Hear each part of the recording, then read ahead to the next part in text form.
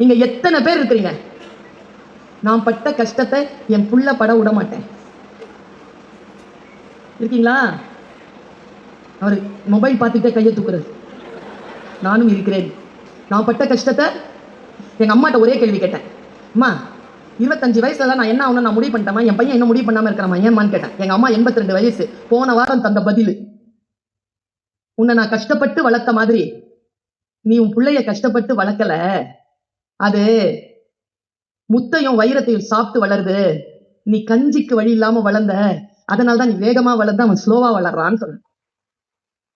புரிஞ்சுதா? நம்ம பிள்ளை ஏன் நம்மள மாதிரி இல்ல? நான் ஒண்ணு சொல்றேன், இன்னைக்கு சொல்றேன், எழுதி வச்சுக்கோங்க. நீங்க எல்லாம் பிள்ளைய வளர்க்கறத நிறுத்துங்க. முதல்ல அதுங்க வளர்ந்துரும். நாமளே வளர்ந்துட்டோம், அதுங்க வளராதா? வளர்க்கிறோங்கிற பேர்ல நம்ம செய்யற அநியாயத்தை ஒரு ஆப்பிரிக்க எழுத்தாளன் தன் புத்தகத்தின் முன்னுரையை எழுதினான். நான் படிச்சு பிதிர்த்து போனேன். இதே விருதுநகர்ல சொல்லி இருக்கிறேன் 1.5 வருஷத்துக்கு முன்னால. நமக்கு தான் சொல்றதெல்லாம் மறந்து போயிருமே, அதனால தானே ரெக்கார்ட் பண்ணி வச்சுக்கிறது. என்ன பாருங்க, உன் பேரனின் மகன், ஞாபகம் இருக்கா நான் சொன்னது? உன் பேரனின் மகன் வாகனங்கள் இன்றி வறுமையில் தெருவில் நடப்பான். பெரிய சாபம் தானே. எங்க அப்பா சைக்கிள் வச்சிருந்தாருங்க, நான் ஸ்கார்பியோ வச்சிருக்கேன். என் பையனை லாயரா வளர்க்கிறேன். அவன் BMW வாங்குவானா இல்லையா? அவன் BMW வாங்குறானா, அவன் பேரன், அவன் மகன், என் பேரன் லெம்போகினி வாங்குவானா இல்லையா? அப்படித்தானே வளர்ச்சி போகணும். நான் தான் ஸ்கார்பியோல வந்து நின்னுட்டேனே, அதுக்கப்புறம் வளர்ச்சி தானே. அவர் சொல்றாரு இல்லையா, ஆதியில் ஒரு ரகசியம் இருக்கிறது. காலம் உருண்டோடினாலும் காலத்தின் ஃபார்முலா இருக்குல்ல, அது ஒருபோது மாறுவது இல்லை. காலத்தின் ஃபார்முலாவை நீங்க புரிஞ்சுக்கணுங்கிறதுனால அந்த ஆப்பிரிக்க எழுத்தாளனுடைய வார்த்தையை நான் சொல்கிறேன். பாருங்க, அவர் சொல்ற வார்த்தை, உன் பேரனின் மகன் வறுமையில் தெருவில் நடப்பான். அதுக்கு அவரு 4 காரணங்களை சொல்றாரு. என் பேரனின் அல்ல, இங்க இருக்கக்கூடிய உங்கள் பேரர்கள் கூட இதில் அடக்கம். 4 விஷயத்தை மனசுல உள்வாங்கி வச்சுக்கோங்க. நம்பர் 1 ரூல், ஆதி ரூல். சிரமமான சூழல் வலிமையான மனிதனை உருவாக்கும். நான் உருவானது போல் 3 வருஷத்துக்கு முன்னால இந்த மொபைல்ல நான் வர்றதுக்கு இதற்கு முன்னால 27 வருஷம் உழைச்சிருக்கேன். 27 ஆண்டுகளின் உழைப்பு தான் ஒரு நாளில் உங்களுடைய திரையில் நான் வருகிறேன். அந்த உழைப்பிற்கான வெளிச்சம் தான். அதை நீங்க மாத்தாம ஃபுல்லா கேட்டுட்டு அப்படி கடக்குறீங்க. இதை புரிஞ்சுக்கலாம்ல. நம்ம ஒரு நாளில் யாரும் சாதனையாளர்களாக வர முடியாது. தொடர் உழைப்பு இருக்க வேண்டும். என்ன ஆகும்? சிரமமான சூழல் வலிமையான மனிதனை உருவாக்கும். Super statement. செகண்ட் ஸ்டேட்மெண்ட் சொல்றேன். வலிமையான மனிதன் வசதியான சூழ்நிலையை உருவாக்குவான். நான் தான் வலிமையாயிட்டேனே, இனி எதுக்கு எனக்கு சைக்கிள்? புக் பண்ணு கார். வலிமையான மனிதன் வசதியான சூழலை உருவாக்குவான். இங்கதான் புத்தகத்தை ஏன் படிக்கணுங்கிறது. இதை யாரும் சொல்லி தர மாட்டாங்க, புத்தகம் தான் சொல்லித்தரும். பாருங்க, வலிமையான மனிதன் வசதியான சூழலை உருவாக்குவான். வசதியான சூழல் வலுவற்ற மனிதனை உருவாக்கும். அடுத்து, வலுவற்ற மனிதன் சிரமமான சூழ்நிலையை உருவாக்குவான். சிரமமான சூழ்நிலையில் உன் பேரனின் மகன் தெருவில் வாகனங்கள் இன்றி நடப்பான். வாழ்ந்து கெட்ட குடும்பம், வாழ்ந்து கெட்ட குடும்பம்னு கேட்டிருக்கோமா? வாழ்ந்த குடும்பம் எப்படி கெட்டுச்சு? ஆதியில் இருந்த அந்த உழைப்பு, ஆதியில் இருந்த அந்த விருப்பம், ஆதியில் இருந்த அந்த ஆர்வம், ஆதியில் இருந்த அந்த அறிவு, ஆதியில் இருந்த அந்த விழிப்புணர்வு அடுத்தடுத்த காலகட்டங்களில் வசதியான சூழ்நிலைகள் வந்துவிட்டதனால் காணாமல் போய்விட்டால் மீண்டும் சிரமமான சூழ்நிலைக்கு ரவுண்ட் அபவுட் த கிளாக் வந்து சேரும். இது நாம் தலைமுறைக்கு சொல்ல வேண்டாமா? நாம் கற்றுக் கொடுக்க வேண்டாமா? நான் யோசித்து பார்க்கிறேன், நான் பட்ட கஷ்டம் என் பிள்ளை படக்கூடாது. புத்தகம் எனக்கு சொல்லித் தருகிறது. உன் சூழலை கொஞ்சம் குழந்தைகளிடத்தில் வலுப்படுத்து. ரொம்ப இலகுவாலாம் அவங்களை வச்சிருக்காத. ஒரு 1/2 கிலோ வெயிட்ட தூக்கிட்டு ஒரு 2 மாடி ஏற சொல்லுங்களேன் உங்க பிள்ளைய. ஏறிடுச்சுன்னு வச்சுக்கோங்க, நீங்கள் பாக்கியசாலிகள். ஏனென்றால் நீங்கள் முதிர முதிர உங்களை இந்த குழந்தை பார்த்துக் கொள்ளும். அது வெயிட்ட தூக்கிட கூடாது, நீங்க தூக்கிட்டு ஏறினீங்கன்னா நீங்கள் முதிர முதிர அந்த குழந்தையை நீங்கள் தான் பார்த்துக் கொள்ள வேண்டும். மிக மிக வலிமையான மனிதர்களை உருவாக்குவதற்கு சில சிரமமான சூழ்நிலைகளை கொடுத்து பழக வேண்டும் என்று சொல்கிறான் அந்த ஆப்பிரிக்க அறிஞன். புத்தகம் என்னை ஆதியினுடைய ரகசியத்திற்கு கொண்டு போய் நிறுத்துகிறது. முதல்ல ஏதாவது ஒரு சிக்கல் வந்துச்சுன்னா உங்க லைஃப்ல, இத ரொம்ப பார்க்காதீங்க. என்ன ஆகுது தெரியுமா? நான் இதுக்கு அகேன்ஸ்ட் கிடையாது. ஆனா ஒரே ஒரு ரகசியம் தான், இதை நான் பயன்படுத்துகிறேனே தவிர இது என்னை பயன்படுத்த நான் அனுமதிப்பதில்லை. Very small difference. காலையில எழுந்திருக்கிறீங்கல்ல, உயிரோட இருக்கிறீங்களா இல்லையான்னு கூட பாத்துக்கிறதுக்கு முன்னால இதை தேடுறீங்க. முதல்ல உயிரோட இருக்கிறோம், ஒரு மூச்சு வாங்குவோம், ஒரு டம்ளர் தண்ணி குடிப்போம், நிதானமா என்ன இருக்குன்னு பார்ப்போம், அப்புறமா பார்ப்போமே. தூங்கும் போது 1 மணி 2 மணி, ஒரு பையன் என்கிட்ட கேட்கிறான், ஒரு அவர் கிளாஸ் சொல்லி உட்கார ஒரு நாள் போற மாதிரி இருக்குது, 20 நிமிஷம் ரீல்ஸ் பார்க்கலாம்னு நினைக்கிறேன், ஒரு நாள் போயிருது மேடம். இந்த பையனுக்கு என்ன பதில் சொல்றது? நான் உங்க இன்ட்ரெஸ்ட், நீங்கள் எதில் மிக மிக ஆர்வமாக இருக்கிறீர்களோ அது உங்களை வழிபடுத்தும். இத அவ்வளவு சீக்கிரமா நம்பிராதீங்க. உதாரணத்துக்கு சொல்லவா, நீங்க இதை வச்சுக்கிட்டு ஏதாவது பேசுங்களேன், ரியல் எஸ்டேட் பத்தி பேசுங்களேன். உங்க இன்ஸ்டாகிராம்ல, உங்க இமெயில, உங்க பேஸ்புக்ல எல்லாம் ரியல் எஸ்டேட்கான விஷயமா வரும். இல்லனா போன் வந்துகிட்டே இருக்கும், ரியல் எஸ்டேட் போன் வந்துகிட்டே இருக்கும். அப்ப இது உங்களை கவனிக்கிறதா? ஆண்கள் கிட்ட நான் நிறைய 4 வருஷமா போராடிட்டேங்க மேடையில பேசி பேசி. இதை எதுக்கு பாத்ரூம் கொண்டு போறீங்க வீட்டுல? நான் கேட்டேன், ஒரு சைக்காட்ரிஸ்ட் சொன்னாரு, தனியா போக இப்பெல்லாம் ஆம்பளைங்க பயப்படுறீங்களா? நான் சொல்லவா, அது இல்ல உண்மை. இதை தனியா விட்டுட்டு போக பயம். இந்த கை தட்டுறதெல்லாம் பாதிக்கப்பட்டது, இல்லனா பயப்படுறது.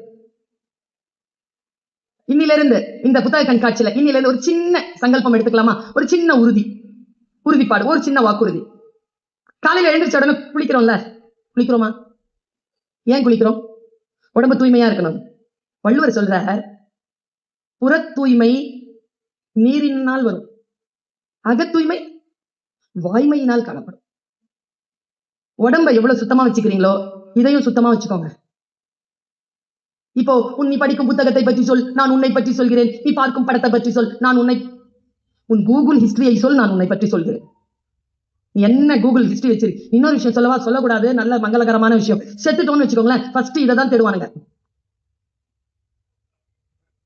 இதை கொஞ்சம் சுத்தமா வச்சுக்கலாமா? இன்னில இருந்து கிளீன் பண்ணுங்க.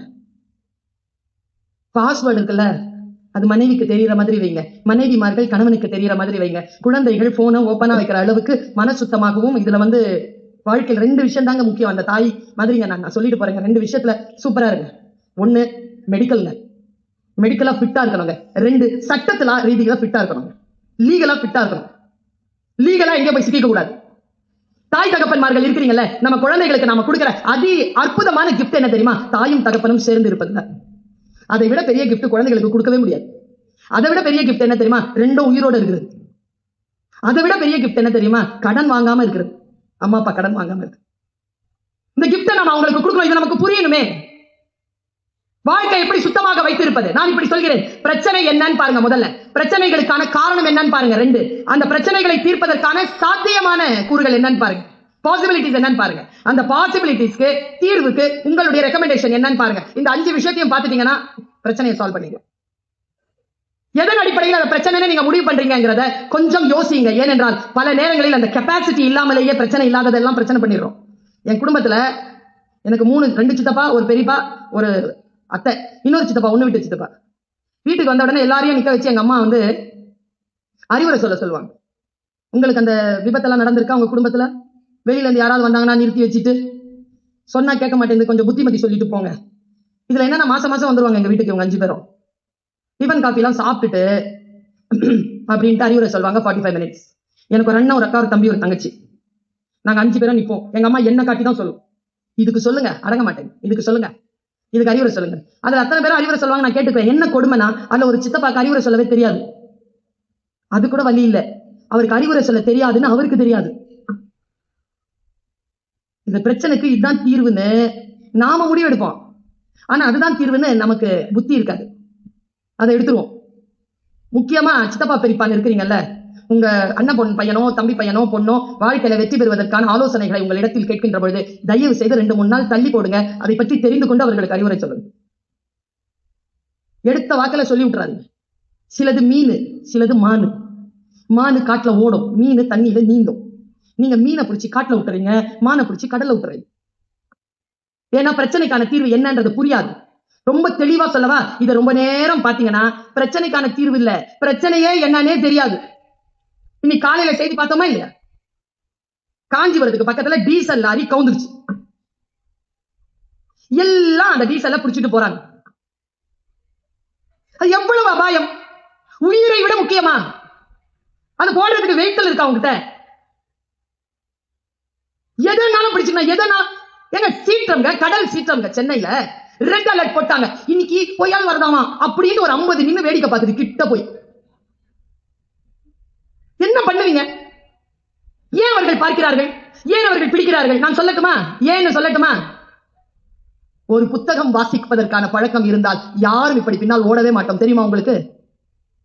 நிதானமாக ஒரு புத்தகத்தை வாசிக்க தெரிந்தவர்கள் அறியாமையிலும் மனதை உடலை காயப்படுத்துகின்ற எந்த விஷயத்திலும் நாம் ஈடுபடுவதே இல்லை. தெரியுமா? கவிதை புரிந்தவர்கள் மட்டும் சொல்கிறேன். நான் விழிப்பற்ற வேலைகளை செய்வதே இல்லை. கவிதை புரிகின்றவர். கவிதை புரிஞ்சிருச்சுன்னா போதுங்க. நான் சொல்றது ரொம்ப மிகையா தெரியும் இல்ல, நான் சாதாரணமா சொல்றேன். இந்த கவிதை உங்களுக்கு புரியுதா பாருங்க. புரிஞ்சிருச்சுன்னு வச்சுக்கோங்க. ஏங்க, பெட்ரோல் பிடிச்சி 10 எரிஞ்சு 39 பேர் செத்த காயம் இன்னும் போலங்க. முந்தா நேத்து தாங்க 42 பேர் டீசல் லாரியில மோதி சவுதி அரேபியால செத்து போனாங்க.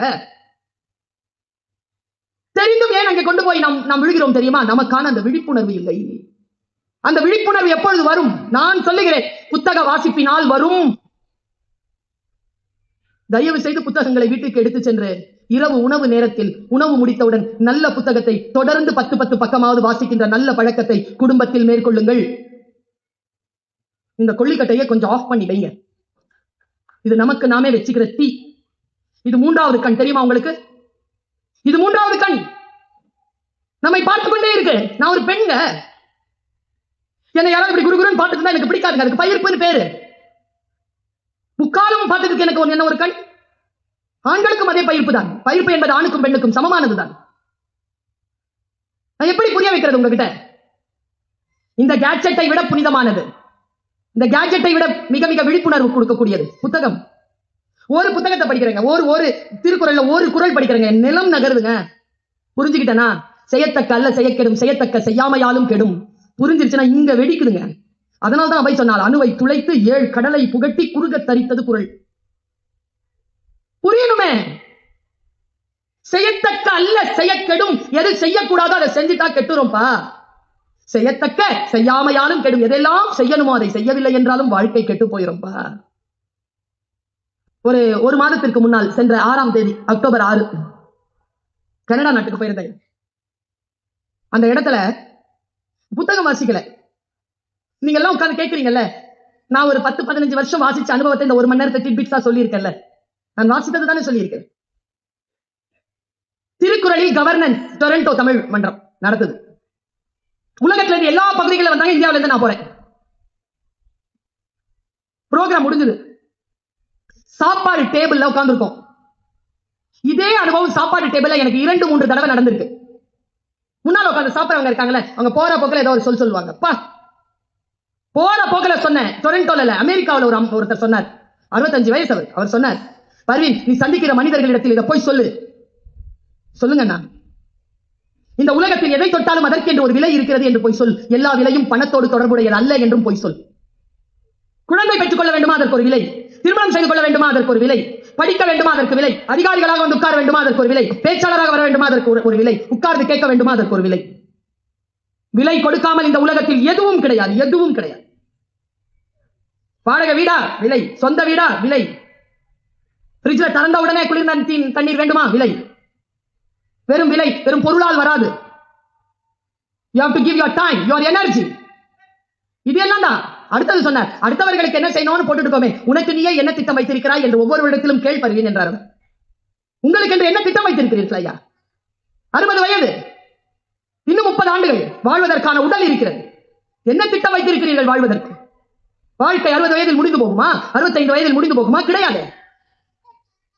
வாழ்க்கை வாழ்வதற்கான ஒவ்வொரு வினாடிகளிலும் நமக்கு திட்டம் இருக்க வேண்டும் என்கின்ற ஒரு அற்புதமான செய்தியை நான் ஃபுட் டேபிள் எடுக்கிறேன். என்னோடு பேசுற ஒரு ஃபுட் டேபிள் எடுக்கிறேன் நான். இவர் சொன்னதுதான் அதை விட பயங்கரமானது. இவர் ஒரு வானவியல் நிபுணர். நல்லா தெரிஞ்சுக்கோங்க. எங்கே போக வேண்டும் என்பதனை முடிவு செய்யுங்கள், எங்கே இருக்க வேண்டும் என்பதனை முடிவு செய்யுங்கள். ஏனென்றால் அந்த இடத்தில் அந்த விஷயங்கள் உங்களை வந்து சேரும். இதோ புத்தக கண்காட்சிக்கு வர வேண்டும், பர்வீன் சுல்தானா பேச்சை கேட்க வேண்டும் என்று முடிவு செய்வீர்கள். உங்களுக்கு சில விஷயங்கள் கிடைத்துக் கொண்டிருக்கிறது. பலருக்கு அந்த விஷயங்கள் இல்லை. அவர்கள் புத்தகம் வாங்கி கொண்டு போய்விட்டார்கள். என்ன யாருக்கு முடிவு செய்தார்களோ, என்ன பிரிஃபரன்ஸோ அது அவங்களுக்கு கிடைக்கும். அவ்வளவுதான். What is your preference? என்னுடைய பிரிஃபரன்ஸ் என்ன தெரியுமா? நல்ல விஷயங்களை கேட்பது. நல்ல விஷயங்களை கேட்பது என்னுடைய பிரிஃபரன்ஸ். நல்ல விஷயங்களை படிப்பது என் பிரிஃபரன்ஸ்.